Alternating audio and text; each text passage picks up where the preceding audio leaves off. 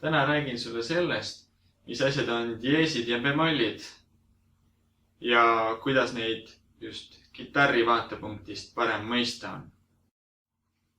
Nüüd nii, põhiteadmiseks on see, et diees teeb kõrgemaks, bemoll teeb madalamaks. Lisaks on veel märk bekarv, mis võtab eelmise märgi ära. Diees, kui palju ta kõrgemaks teeb? Pool tooni. Ja kitarri peal on üks vahe, on pool tooni. Iga vahe on pool tooni kõrgem.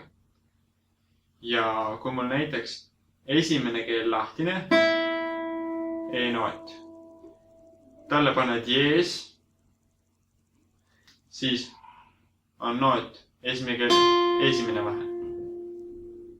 Esimene keel lahtisele panin diesi, nüüd on ta esimene keel esimene vahe.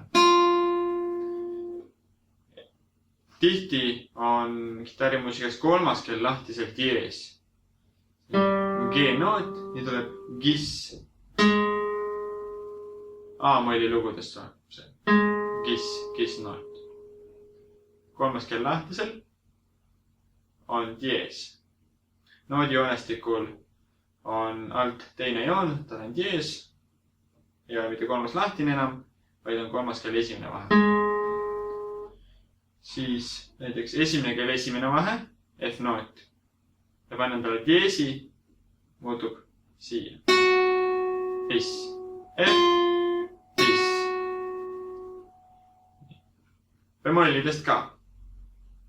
Bemolle kitarril kasutatakse võrdlemisi vähe, aga siiski kasutatakse. Bemoll teeb pool tooni madalamaks, ehk ühe vahe võrra madalamaks. Ja näiteks mul on A-noot. Kolmas keel teine vahe on A-noot.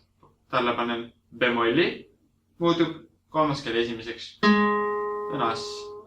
A, as. Nüüd kõige tavalisem bemoll on B, esimene bemoll. See on kolmas keel kolmas vahe on B-noot.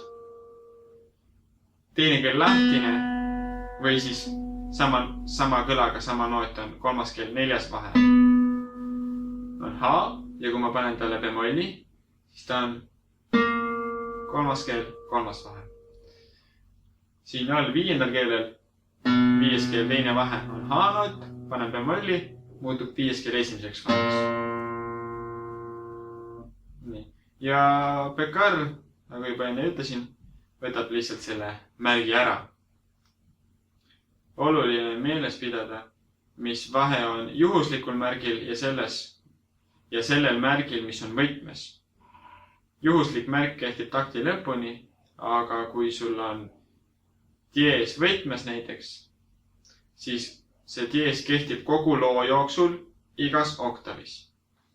Ehk siis, kui mul on üks diees ehk bis, siis mul on C-F muutub bissiks, C muutub bissiks, C-F muutub bissiks. Ja ega seal palju muud ei olegi, ta on selline harjumise asi. Alguses mängitaksegi ilma dieesideta lugusid ja siis kui nad tulevad, siis nad tulevad järk-järgult ja ei ole väga rasket mõista ja meeles pidada.